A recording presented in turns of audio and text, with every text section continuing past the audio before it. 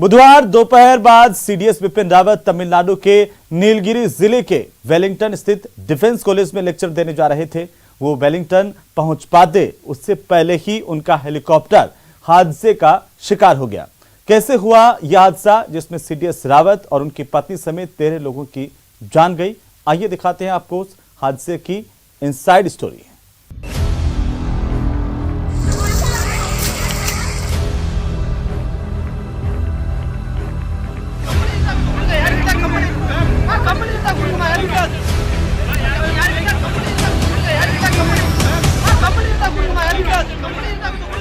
कैसे दुर्घटनाग्रस्त हुआ सीडीएस विपिन रावत का हेलीकॉप्टर।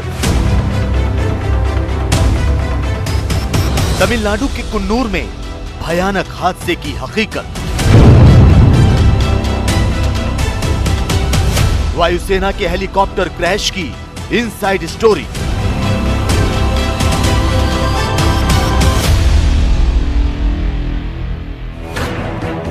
तमिलनाडु के नीलगिरी जिले में स्थित कुन्नूर में वायुसेना का एक हेलीकॉप्टर जमीन पर आ गिरा।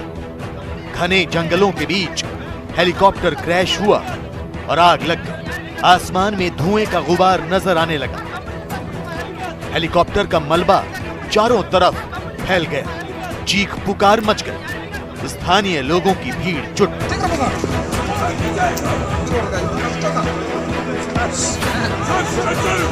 इस भयानक हादसे की खबर मिलते ही राहत और बचाव कर्मी हादसे वाली जगह पर जमा हो गए। रेस्क्यू ऑपरेशन शुरू कर दिया गया। हेलीकॉप्टर में लगी आग को बुझाने के लिए दमकल की गाड़ियां पानी की बौछार करने लगी। तमिलनाडु पुलिस के साथ सेना और वायु सेना के जवान भी जिंदा बचे लोगों को बाहर निकालने के मिशन में जुट गए।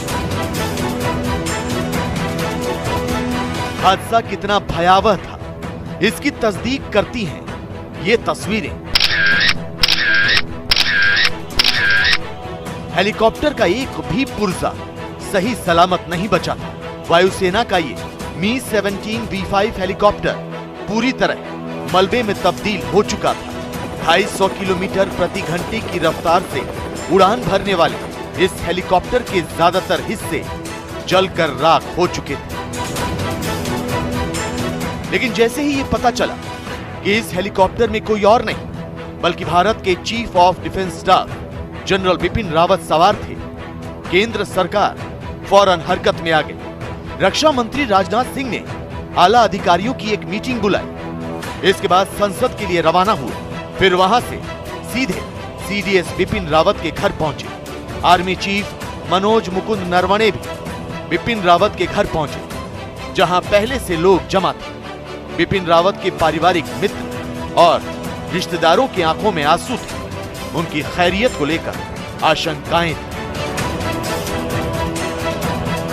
दरअसल कुन्नूर में हादसे का शिकार हुए वायुसेना के मी-17 V5 हेलीकॉप्टर में सीडीएस जनरल बिपिन रावत और उनकी पत्नी मधुलिका रावत भी सवार थे। हेलीकॉप्टर में चालक दल के 5 सदस्यों के साथ कुल 14 लोग मौजूद थे। वायुसेना का यह हेलीकॉप्टर कोयंबटूर से नीलगिरी के वेलिंगटन जा रहा था। सीडीएस बिपिन रावत को बुधवार दोपहर 2:30 बजे वेलिंगटन के रक्षा सेवा स्टाफ कॉलेज में लेक्चर देना था। लेकिन इससे पहले कि वो वहां पहुंच पाते, महज 5 मिनट के अंदर हेलीकॉप्टर वेलिंगटन से पहले कुन्नूर में हादसे का शिकार हो गया। பர்லியர்ல காலையில் குளிச்சுட்டு வெளியில் வரும்போது ஹெலிகாப்டர் அப்படியே தாழ்வான நிலைமையில் அப்படியே வந்துட்டு இருக்குங்க. மிஸ்ட்னாலையா இனி எதனாலன்னு தெரில, ரொம்ப தாழ்வாக வந்துட்டு இருக்குது. கிட்டத்தட்ட நம்ம பூமிக்கும் அதுக்கு ஒரு 2000 அடி டிஃப்ரெண்ட் அவ்வளோதான் இருக்கும். எப்பவுமே ஜாஸ்தி போகும், அன்றைக்கி ரொம்ப கம்மியாக இருக்குது. இன்னும் கம்மியாக இருக்குன்னு வெளியில வேடிக்கை பார்த்துருந்தோம். வேடிக்கை பார்க்கும்போது ஒரு 30 நிமிஷத்தில் ஃபோன் திடீர்னு என்னென்னு பார்த்தீங்கன்னா, அந்த காட்டேரி லாஸ் ஃபால்ஸுக்கு மேலே அரசு தோட்டக்கலை பண்ணை அங்கே வந்து வண்டி மரத்தில் அடித்து கீழே விழுந்துருக்குங்க. கீழே விழுந்த உடனே தீ பிடிச்சிருக்கு. பக்கத்தில் இருந்த வீட்டு இருக்கவங்களும் அதை பார்த்து அலறி அடிச்சு எல்லாருமே ஓடி இருக்காங்க. ஏன்னா யாருமே பக்கத்துக்கு போக முடியாது, தீ பிடிச்சினா ஏதாவது வெடிச்சிருமோ நினச்சிட்டு பயந்துட்டு எல்லாருமே ஓடி இருக்காங்க. பக்கத்தில் தண்ணி இல்லை। चश्मदीदों की माने तो सीडीएस बिपिन रावत जिस हेलीकॉप्टर में सवार थे वो एक विशालकाय पत्थर की तरह जंगल में गिरा। आसपास के लोगों को धमाके की आवाज सुनाई तो वो हादसे वाली जगह की ओर दौड़ पड़े। तब जाकर उन्हें पता चला कि कोई हेलीकॉप्टर क्रैश हुआ है। தட்டார்னு ஒரு சவுண்டு வந்துச்சு. நான் நினச்சேன் கரண்ட் போஸ்ட்டு தான் இங்கே சாயுதுன்னு சொல்லி நான் லவங்க கீழே போனேன். கீழே போனால் புகை குபு குபுன்னு புகை துகுன்னு எரியுது. அது மரத்தில் அடிப்பட்டு வரையிலே எரிஞ்சு தான் வந்துச்சு. நான் கொஞ்சம் கீழே நின்று பார்த்தேன். வந்து தட்டார்னு மரத்தை உடைச்சிக்கிட்டு கீழே சாயுது. सीडीएस बिपिन रावत के हेलीकॉप्टर के दुर्घटनाग्रस्त होने के बाद तमिलनाडु के मुख्यमंत्री स्टालिन ने नीलगिरी जिले के कलेक्टर से बात की और तमिलनाडु के वन मंत्री भी घटना स्थल पर पहुंच गए। आपको बता दें कि सीडीएस जनरल बिपिन रावत के हेलीकॉप्टर ने सुबह के करीब 9 बजे दिल्ली से उड़ान भरी थी। दिन के करीब 11:35 पर हेलीकॉप्टर तमिलनाडु के सुलूर पहुंचा। इसके ठीक 10 मिनट बाद यानी 11:15 बजे हेलीकॉप्टर वेलिंगटन के लिए रवाना हुआ और दोपहर 12:20 पर खबर आई कि सीडीएस बिपिन रावत का हेलीकॉप्टर दुर्घटनाग्रस्त हो गया। News 18 was the first network to reach the spot. What I saw was since to absolutely devastation. Pilot has worked too hard to ensure the helicopter did not crash on the house here. Sulur से हादसे वाली जगह की दूरी महज 94 kilometre है, जबकि जहां हेलीकॉप्टर क्रैश हुआ वहां से वेलिंगटन की दूरी सिर्फ 14 किलोमीटर। यानी सीडीएस बिपिन रावत का हेलीकॉप्टर सिर्फ 5 मिनट में अपनी मंजिल पर पहुंचने वाला था, लेकिन उससे पहले ही यह भयानक हादसा हो गया।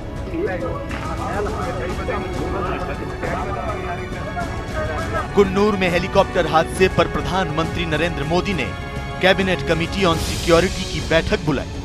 इस दिल दहला देने वाले हादसे पर अधिकारियों के साथ गंभीर चर्चा की, लेकिन बुरी खबर ये कि सीडीएस बिपिन रावत समेत हेलीकॉप्टर में सवार 13 लोगों की मौत हो चुकी है।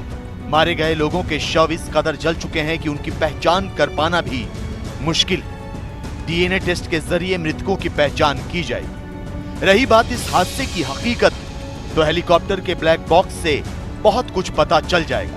हेलीकॉप्टर क्रैश होने का कारण खराब मौसम था या फिर तकनीकी खराबी, इसका पता चल जाएगा। वायुसेना मामले की जांच में जुटी। उत्तराखंड के पौड़ी में 16 मार्च 1958 को पैदा हुए बिपिन रावत 1978 में सेना में शामिल हुए थे। जनरल बिपिन रावत ने 17 दिसंबर 2016 को जनरल दलबीर सिंह सुहाग के बाद 27वें सेनाध्यक्ष की कुर्सी पर वे आसीन हुए और 1 जनवरी 2020 को वे देश के पहले चीफ ऑफ डिफेंस स्टाफ बने। जनरल बिपिन रावत की रणनीति और दूरदर्शिता से भारतीय सेना को बहुत फायदा हुआ। सर्जिकल स्ट्राइक से लेकर के आतंकियों के खात्मे के ऑपरेशन के ऑल आउट तक में उनका योगदान सराहनीय है और यही वजह है कि जैसे ही जनरल बिपिन रावत की मौत की खबर आई, पूरा देश गमगीन हो उठा।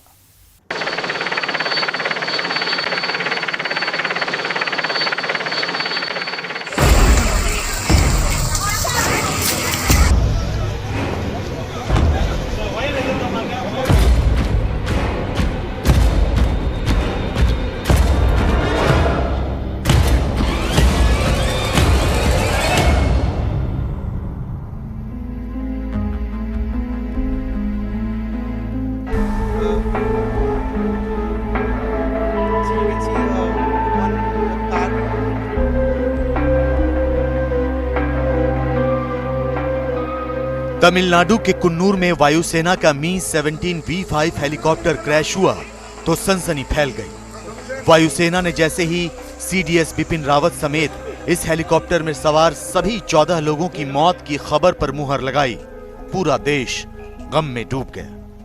बिपिन रावत के दिल्ली स्थित निवास से लेकर उत्तराखंड में मातम पसर गया। रक्षा मंत्री राजनाथ सिंह ने ट्वीट किया कि तमिलनाडु में हेलीकॉप्टर दुर्घटना में chief of defence staff general Bipin Rawat, उनकी पत्नी और सशस्त्र सेना के 11 वीर जवानों की मौत बहुत ही पीड़ादायक है।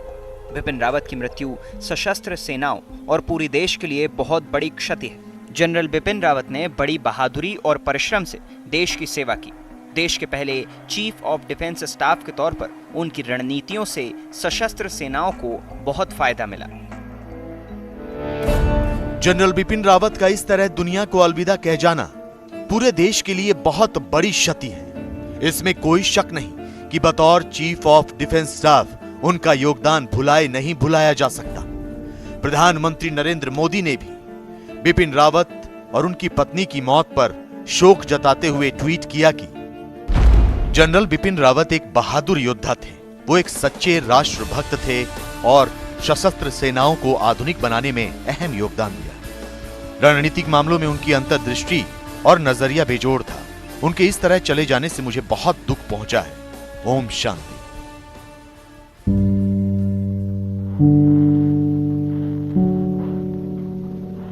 देहरादून के कैम्ब्रियन हॉल स्कूल में जनरल रावत ने पढ़ाई करने के बाद देहरादून में ही इंडियन मिलिट्री एकेडमी से पास आउट होने के बाद गोरखा रेजिमेंट में कमीशन हासिल किया। जनरल रावत अपनी रेजिमेंट के जवानों और अफसरों के बीच बहुत लोकप्रिय थे। उनका एक वीडियो तो बहुत वायरल हुआ जिसमें जनरल रावत गोरखा रेजिमेंट की पार्टी में नाच रहे थे।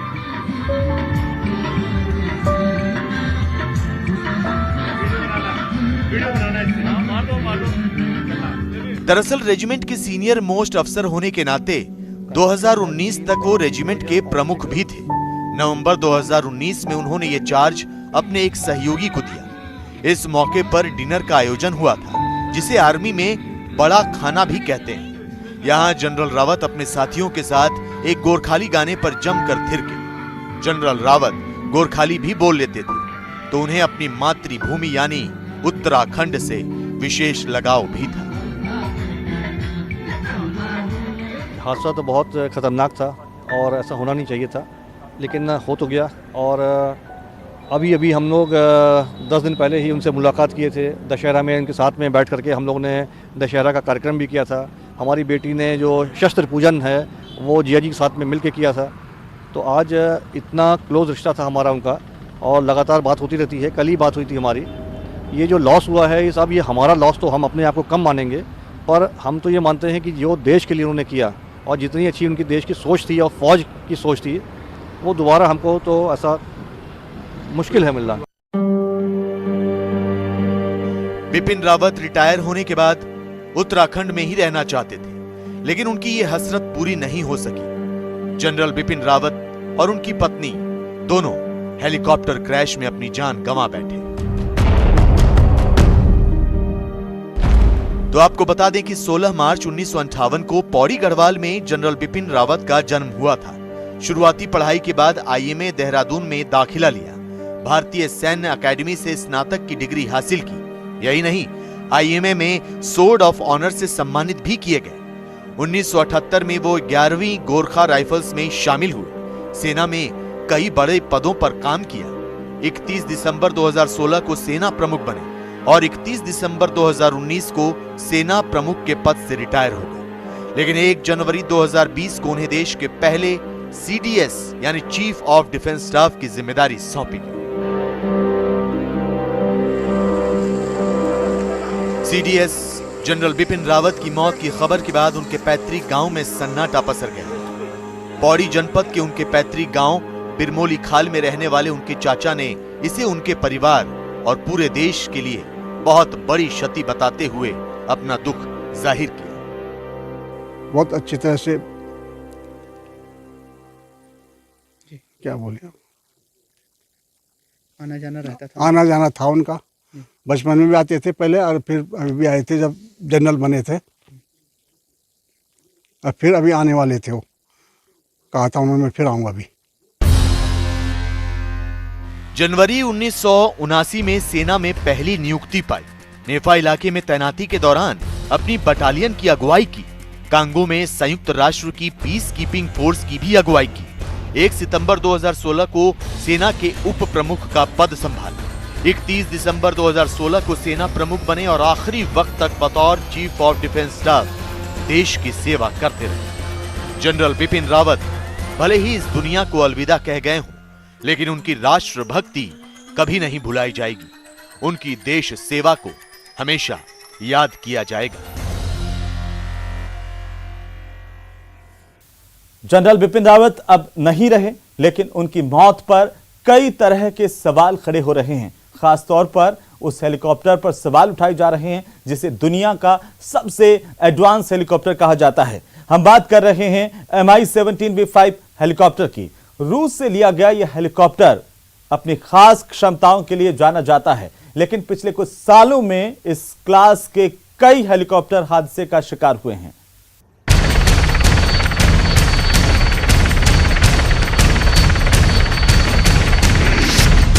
सबसे आधुनिक हेलीकॉप्टर कैसे क्रैश हो गया? डबल इंजन वाला हेलीकॉप्टर जमीन पर कैसे गिरा? खराब मौसम की वजह से हुआ हेलीकॉप्टर हादसा। हेलीकॉप्टर में तकनीकी खराबी से हुई दुर्घटना।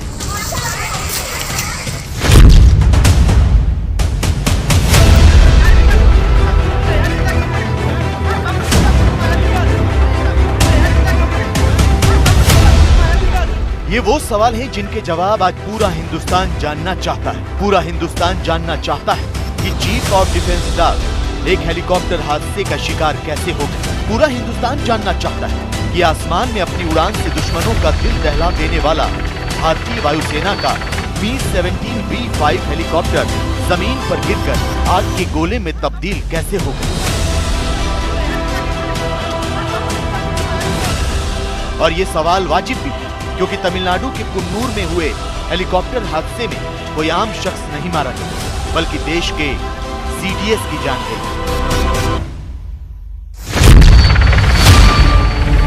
लिहाजा आपके लिए ये जानना जरूरी है कि Mi-17V5 हेलीकॉप्टर एक भारी भरकम ट्रांसपोर्ट हेलीकॉप्टर। रूस ने पहले इस हेलीकॉप्टर का परीक्षण 1975 में किया था। तो इसके 2 साल बाद यानी 1977 से रूस ने इसका उत्पादन भी शुरू कर दिया। रूस इस हेलीकॉप्टर के अब तक कई वेरिएंट का उत्पादन कर चुका है, जिनका ट्रांसपोर्ट से लेकर सैन्य अभियानों में इस्तेमाल होता है। लेकिन जिस हेलीकॉप्टर में chief of defence staff Bipin Rawat सवार थे, यानी कि Mi-17V5 हेलीकॉप्टर, वो सबसे आधुनिक हेलीकॉप्टरों में से एक माना जाता है। यही नहीं, सुरक्षा